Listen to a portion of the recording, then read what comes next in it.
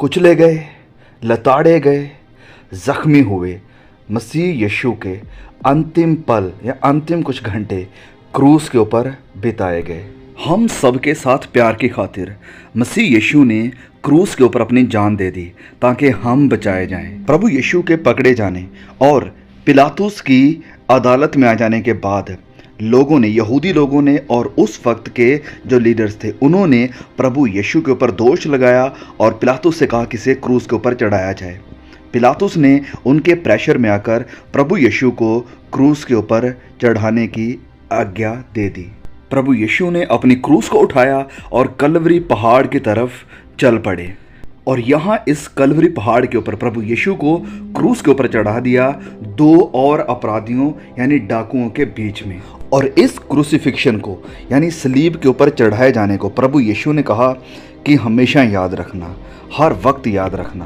अब भले ही प्रभु यीशु इस वक्त क्रूस के ऊपर बहुत ही बुरी हालत में है, एक दर्दनाक पीड़ा का वह सामना कर रहे हैं, लेकिन इस क्रूस के ऊपर प्रभु यीशु ने आखिरी 7 शब्द कहें जिन्हें आज सारे मसीही जानते हैं और इन्हें याद करते हैं। और ये 7 वचन, 7 स्टेटमेंट जो प्रभु यीशु के मुंह से निकले आखिरी वक्त में, ये बहुत ही महत्वपूर्ण है। और ये उससे भी ज़्यादा महत्वपूर्ण है कि हम आज उनके बारे में सीखें और समझें।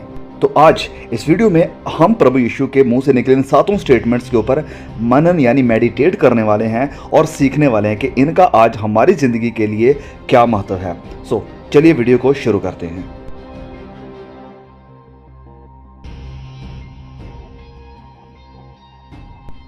सबसे पहला वचन जो प्रभु यीशु के मुंह से निकला वो था कि हे पिता, इन्हें क्षमा कर, क्योंकि ये जानते नहीं कि क्या कर रहे हैं। और ये हमें देखने को मिलता है लूका अध्याय 23 और वचन 34 में।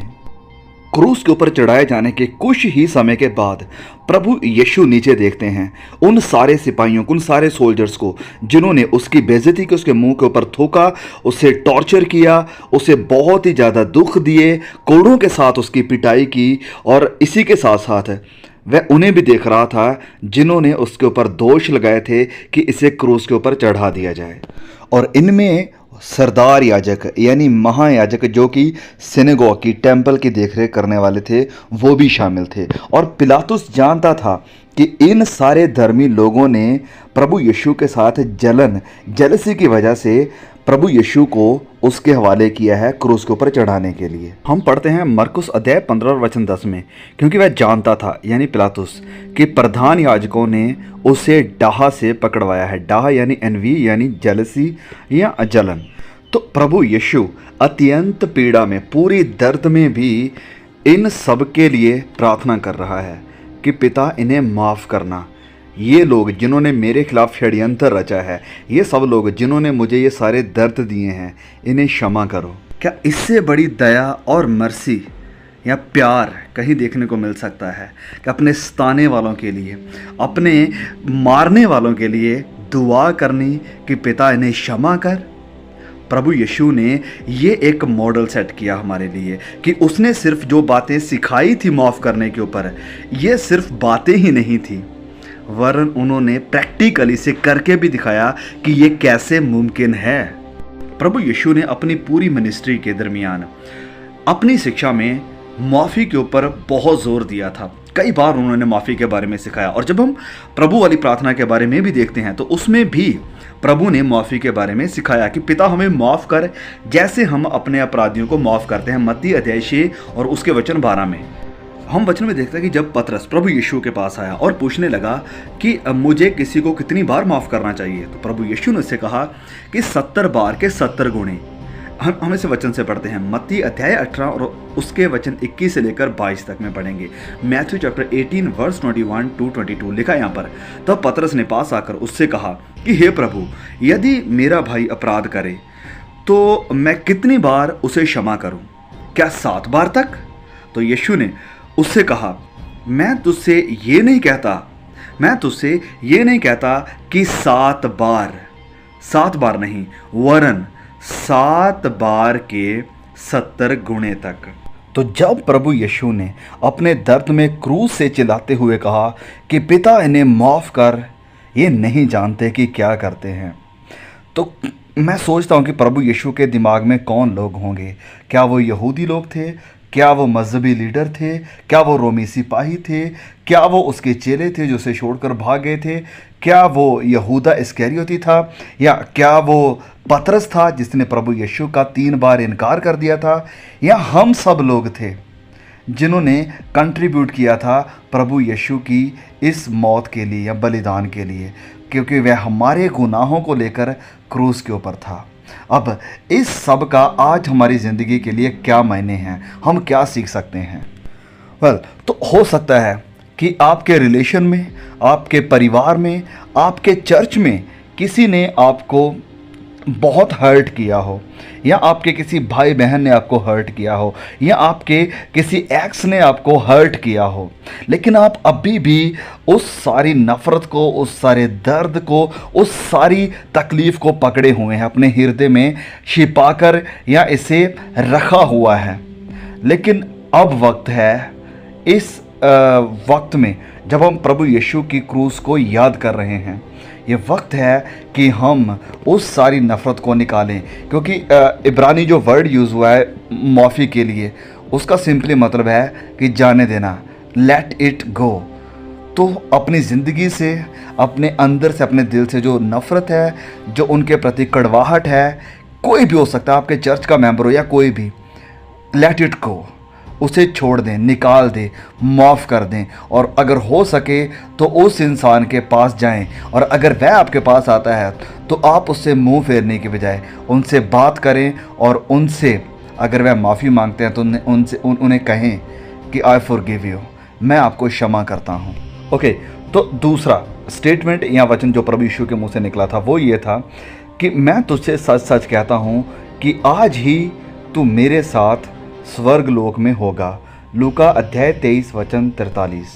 तो हम यहाँ पर एक चीज़ देखते हैं कि सिर्फ मजहबी लीडर ही नहीं, सिर्फ यहूदी ही नहीं, सिर्फ रोमी सिपाही ही नहीं थे जो प्रभु यीशु का मजाक बना रहे थे या प्रभु यीशु को टॉन्ट कर रहे थे, वरन इन 2 अपराधियों में से एक ऐसा था जो प्रभु यीशु को ऐसे ही टॉन्ट कर रहा था या उसे निशाना बना रहा था। लेकिन इस पर दूसरे अपराधी ने, जो पहले अपराधी की बातें सुन रहा था, उसे कहा कि हम तो न्यायानुसार दंड पा रहे हैं, क्योंकि हम अपने कामों का ठीक फल पा रहे हैं, पर इसने कोई अनुचित काम नहीं किया। तब उसने कहा, हे यीशु, जब तो अपने राज्य में आए तो मेरी सुधि लेना, मतलब कि मुझे याद करना।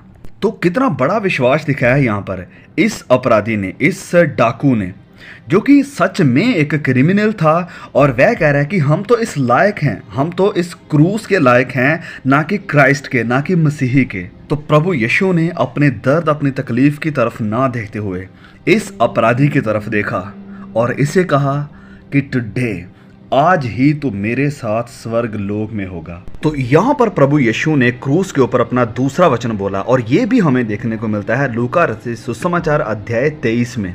और ये वचन भी माफ़ी को लेकर था, पहला भी और ये दूसरा भी। और ये माफ़ी अब एक अपराधी के लिए है, एक क्रिमिनल के लिए है। और ये वचन बोलते हुए, ये बात कहते हुए प्रभु यीशु अपने दैव शक्ति को, अपनी डिविनिटी को, अपने खुदा होने को भी जाहिर कर रहे हैं, क्योंकि वह एक अपराधी के लिए, जिसने कि अभी अभी पश्चाताप किया है, उसके लिए वह पैराडाइज को, वह स्वर्ग लोक को खोल रहे हैं। और प्रभु यीशु मसीह का इस अपराधी को यह बात कहना कि आज ही तो मेरे साथ स्वर्ग लोक में होगा, हमें भी एक बहुत बड़ी उम्मीद देता है, हमें उद्धार की, साल्वेशन की उम्मीद देता है कि अगर हम अपनी नजरें, अपना फोकस प्रभु यीशु के ऊपर लगाएंगे, उससे माफ़ी को मांगेंगे, तो हम आखिर में, अंत में हमेशा की ज़िंदगी उसके साथ बिताएंगे।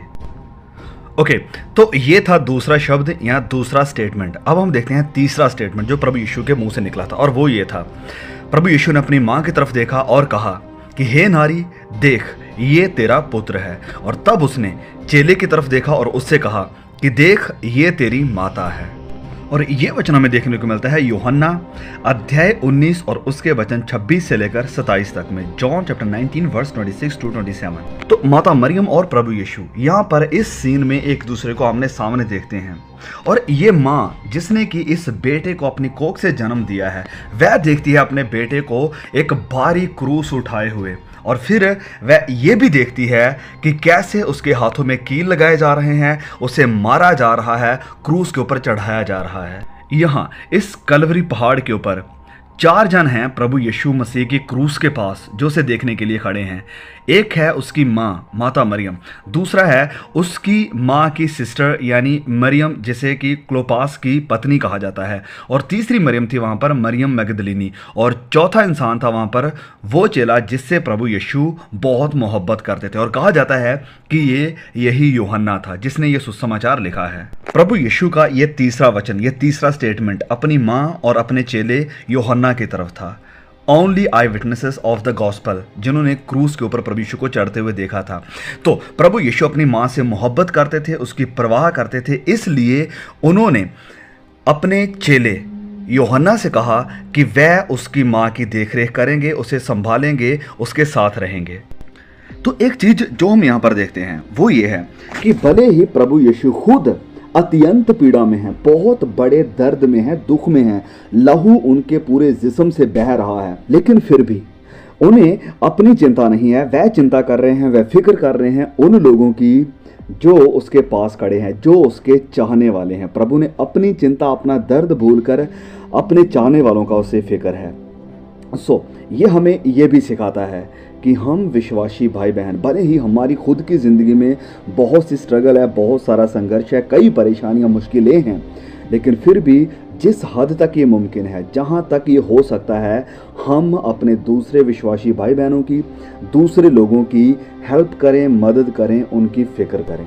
चौथा स्टेटमेंट, हे मेरे परमेश्वर, हे मेरे परमेश्वर, तूने मुझे क्यों छोड़ दिया। मत्ती अध्याय 27 वचन 46 और मरकुस अध्याय 15 वचन 34।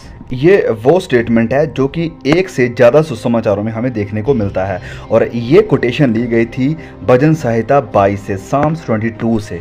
दोनों सुसमाचारों के मुताबिक प्रभु यीशु तीसरे पहर के करीब, जो कि तकरीबन 3 बजे का समय है, प्रभु यीशु बहुत ऊंचे शब्द से, बहुत ऊंची आवाज़ से इन शब्दों को पुकारते हैं, चिल्लाते हैं, और प्रभु यीशु यहाँ पर भविष्यवाणी को भी पूरा कर रहे हैं। ये चौथा वचन प्रभु यीशु का अपने पिता की तरफ था, पिता परमेश्वर की तरफ था, क्योंकि प्रभु यीशु अत्यंत पीड़ा में है, अत्यंत दुख में है, और ख़ासकर बात यहाँ पर यह थी कि प्रभु यीशु के ऊपर सारी इंसानियत के, मेरे और आपके, हम सब के गुनाह, हमारी सारी लानत इस वक्त प्रभु यीशु के ऊपर थी। भले ही वह पापी नहीं थे, लेकिन वह पापी बने हमारे लिए, और इस कारण क्योंकि पिता पवित्र है, धर्मी है, उन्होंने अपनी आंखें प्रभु यीशु से फेर ली। अब कुछ लोग कहेंगे कि अवल पिता ने कैसे अपनी आंखें फेर ली अपने बेटे से, लेकिन प्रभु यीशु यहाँ पर खुद कह रहे हैं कि पिता तूने मुझे क्यों छोड़ दिया। मतलब कि पिता ने कुछ समय के लिए इस पल में, जिस पल में से होकर प्रभु यीशु गुजर रहे हैं, पिता को भी अपना हाथ अपने बेटे, अपने इकलौते बेटे से हटाना पड़ा। और ये सब प्रभु यीशु ने क्यों सहा? यस ऑफ कोर्स, मेरी और आपकी वजह से। पिता से जुदाई को क्यों सहा? मेरी और आपकी वजह से। और इसीलिए प्रभु यीशु तीसरे पल में, तीसरे समय में, तीसरे पहर में चिल्लाते हुए ये कहते हैं कि हे पिता, तूने मुझे क्यों छोड़ दिया। चौथा शब्द, मैं प्यासा हूँ, यूहन्ना अध्याय 19 वचन 28। प्रभु यीशु का यहाँ पर ह्यूमन नेचर हमें देखने को मिल रहा है। प्रभु यीशु फिजिकल एग्नी में थे, उन्हें पूरी तरह से लताड़ा गया है, उनका खून बहुत बह चुका है। एक लंबी ट्रिप क्रूस उठाए हुए उन्होंने करी है, यरूशलेम से कलवरी पहाड़ की तरफ वो होकर गए हैं। और यहाँ पर हम एक और चीज़ देखते हैं कि प्रभु यीशु ने जो प्रचार किया था, जो शब्द बोले थे, जो वचन प्रचार किया था, अब वह उसे प्रैक्टिकली दिखा भी रहे हैं। हम यूहन्ना अध्याय 15 से पढ़ते हैं। जब हम वचन 12 से पढ़ते हैं तो प्रभु यीशु यहाँ पर कहते हैं कि मेरी आज्ञा ये है कि जैसे मैंने तुमसे प्रेम रखा, वैसा ही तुम भी एक दूसरे के साथ प्रेम रखो। इससे बड़ा प्रेम किसी का नहीं कि कोई अपने मित्रों के लिए अपना प्राण दे। अब इस वचन का या इस स्टेटमेंट का कि मैं प्यासा हूं, एग्जैक्टली मतलब क्या है? तो कई हमारे बिब्लिकल जो विद्वान हैं, जो स्कॉलर हैं, इस बात को लेकर डिबेट करते हैं कि प्रभु यीशु ने ये बात क्यों कही और किसको कही।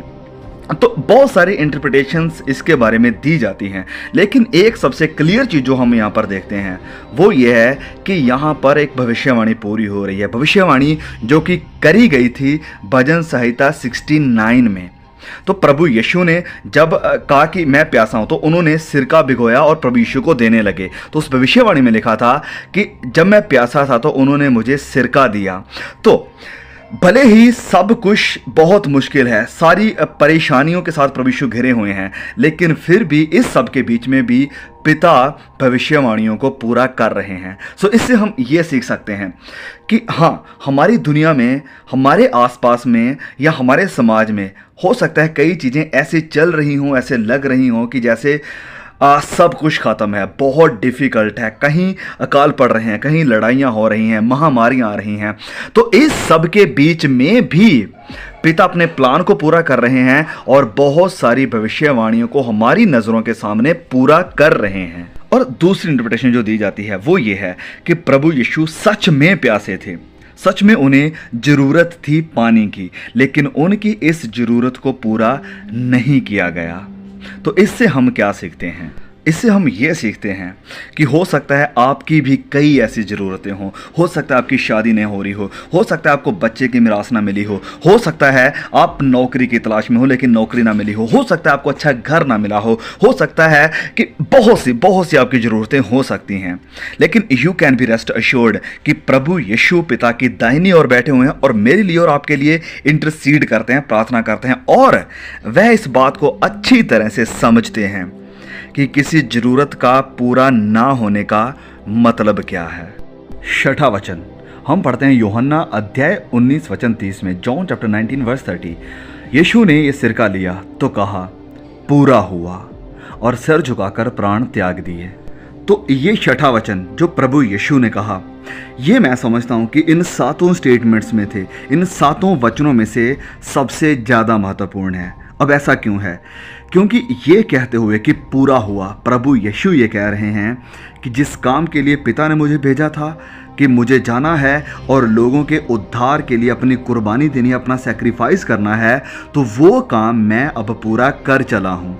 प्रभु यीशु ने याद है क्या कहा था मत्ती अध्याय 20 और उसके वचन 28 में कि जैसे कि मनुष्य का पुत्र वह इसलिए नहीं आया कि अपनी सेवा करवाए, परंतु इसलिए आया कि सेवा करे और बहुतों के छुटकारे के लिए अपना प्राण दे। और इस बात को याद करते हुए प्रभु यीशु कह रहे हैं कि यस, मैंने वो काम पूरा कर दिया है। ये कहते हुए कि पूरा हुआ, प्रभु यीशु ये भी दर्शा रहे थे कि छोटे पाप हो या आपके बड़े पाप हो या आपके गुप्त पाप हो, जिसे सिर्फ परमेश्वर और आप जानते हैं, उन सब को मैंने डील कर दिया है। जो पेमेंट थी, जो बिल था मेरे और आपके गुनाहों का, उसे प्रभु यीशु ने पे किया है पूरी तरह से।